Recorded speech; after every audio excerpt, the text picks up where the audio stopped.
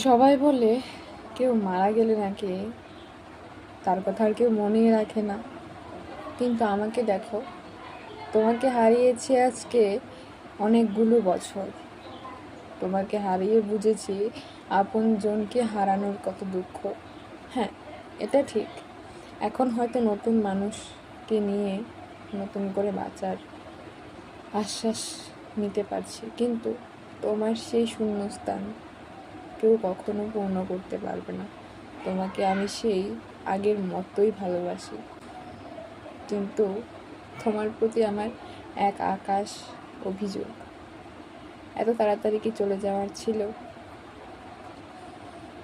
তবে তোমাকে আমি এখনও মিস করি। এখনও তোমার কথা মনে পড়লে আমার একটা পৃথিবী ভেঙে